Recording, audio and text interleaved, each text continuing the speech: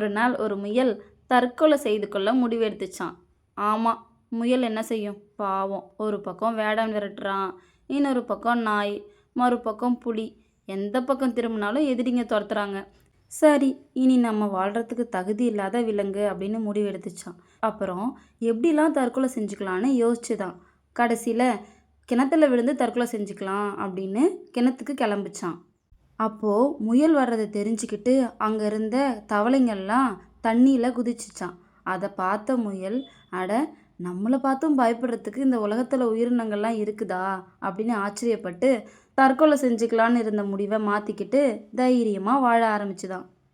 தற்கொலை செஞ்சுக்கிறதுக்கு மிகப்பெரிய தைரியம் வேணும். அந்த தைரியம் இருக்குன்னா நம்ம வாழ்ந்தே பார்த்துடலாமே. அதை தான் இந்த கதை நமக்கு சொல்லுது. ஒரு ஊரில் ஒரு செல்வந்தர் ஒருத்தவர் இருந்தாராம். ஒரு நாள் அவர் தோட்டத்தில் விளைஞ்ச வாழைக்கொலை ஒன்றை எடுத்து அவங்க வீட்டில் வேலை செய்கிற பணியாளரை கூப்பிட்டு, இதை போய் கோவிலில் கொடுத்துட்டு வா அப்படின்னு சொன்னாராம். அந்த ஏழை பணியாளரும் எடுத்துக்கிட்டு கிளம்புனாராம். போகிற வழியில் அவருக்கு நிறைய பசி எடுத்துச்சான். அதனால் அந்த கொலையிலேருந்து 2 பழங்களை பறித்து அவர் சாப்பிட்டாராம். மீதி பழத்தை கோவிலில் எடுத்துகிட்டு போய் கொடுத்துட்டாராம். அன்னைக்கு ராத்திரி செல்வந்தர் ஒரு கனவு கண்டாராம். அந்த கனவுல இறைவன் வந்து, நீ எனக்கு கொடுத்த 2 பழத்தையும் நான் சாப்பிட்டேன், ரொம்ப டேஸ்ட்டாக இருந்துச்சு அப்படின்னு சொன்னாராம். செல்வந்தருக்கு ரொம்ப கோவம் வந்துச்சான். ஒரு குலை பழம் கொடுத்து அனுப்பியிருந்தோம், இறைவனுக்கு 2 தான் போய் சேர்ந்துருக்கு, மீதி பழம்லாம் எங்கே போச்சு அப்படின்னு கோவப்பட்டாராம். மறுநாள் காலையில் அந்த பணியாளரை கூப்பிட்டு விசாரிச்சாராம். அந்த பணியாளர் பசிச்சதுனால போகிற வழியில் நான் தான் 2 பழத்தை சாப்பிட்டேன்னு ஒத்துக்கிட்டாராம்.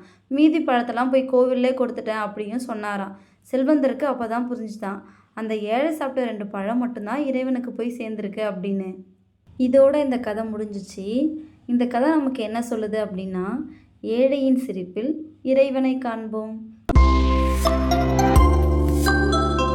ஒரு முதியவர் தன்னுடைய செல்ஃபோனை சர்வீஸ் செய்யறதுக்காக எடுத்துகிட்டு போனாராம். செல்ஃபோன் சரி செய்கிற அந்த ஃபோனை பார்த்துட்டு, ஐயா, இந்த ஃபோன் நல்லா தானே இருக்குது, எதுக்கு எடுத்துகிட்டு வந்தீங்க அப்படின்னு கேட்டாராம். அதுக்கு அந்த பெரியவர் அந்த ஃபோனை கண்ணீரோடு வாங்கிக்கிட்டு, அப்புறம் ஏன் என்னுடைய பசங்க ஃபோன் பண்ணவே மாட்டுறாங்க அப்படின்னு சொன்னாராம். இதோட இந்த கதை முடிஞ்சிச்சு. நீங்கள் எவ்வளோ பிஸியாக இருந்தாலும் சரி, பெற்றோர்களுக்காக கொஞ்ச நேரம் ஒதுக்குங்க. அதை தான் இந்த கதை நமக்கு சொல்லுது. ஒரு காட்டில் நிறைய பறவைங்க வசித்து வந்துச்சுங்களாம். அங்கே ஒரு குயில் இருந்துச்சான். அந்த குயில் எப்போதுமே, நான் ரொம்ப கருப்பாக இருக்கேன், மற்ற பறவைங்களாம் ரொம்ப அழகாக இருக்குன்னு சொல்லி வருத்தப்பட்டுக்கிட்டே இருக்குமா. ஒரு நாள் காட்டில் ஒரு விழா நடந்துச்சான். அங்கே மயில் தோகையை விரித்து அழகாக ஆடிச்சான். அதோடைய அழகை கண்டு எல்லா பறவைங்களும் ஆச்சரியப்பட்டு பாராட்டினாங்களாம். ஆனால் குயில், ஐயோ, நமக்கு இப்படி ஒரு அழகு இல்லையே அப்படின்னு மனசுக்குள்ளே ஏங்கி தவிச்சுதான். அந்த அழகான மயிலை பாட சொல்லி சிங்கம் கட்டளையிட்டுச்சான். மயிலும் உற்சாகமாக பாட தொடங்குச்சான். அதோடைய குரலை கேட்க சகிக்கவே இல்லையாம்.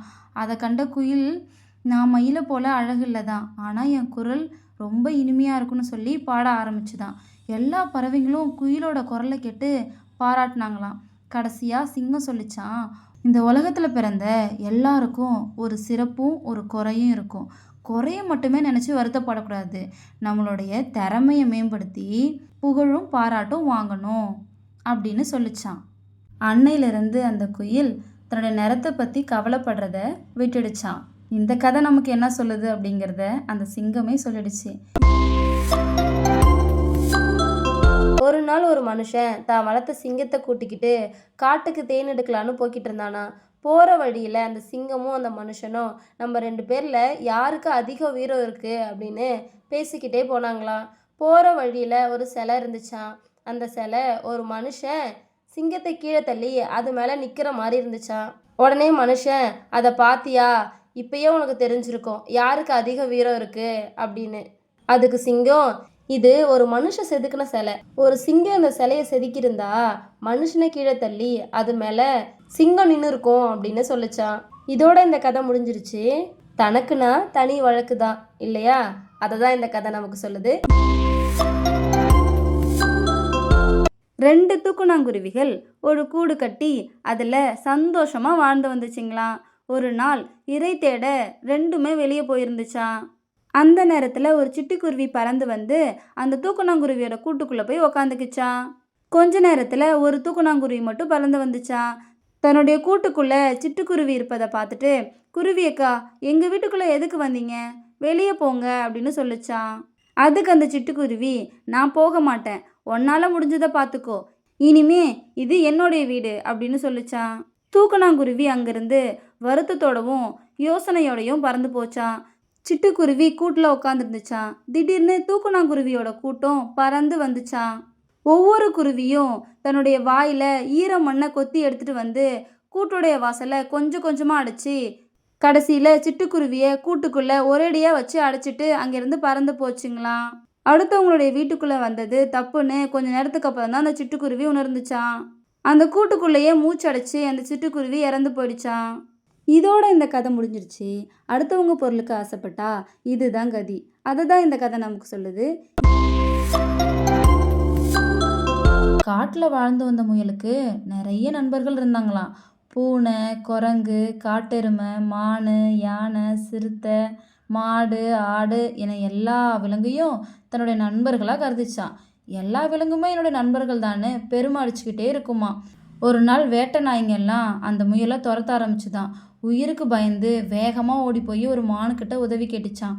நண்பா, என்னை காப்பாற்று, என்னை உன் முதுகில் ஏற்றிக்கிட்டு ஓடு அப்படின்னு சொல்லிச்சான். அதுக்கு அந்த மானு, என்னை காப்பாற்றிக்கிறதே பெரிய வேலையாக இருக்குது, உன்னை நான் எப்படி காப்பாற்றுறது அப்படின்னு சொல்லி அதுக்கு உதவி செய்யவே இல்லையா.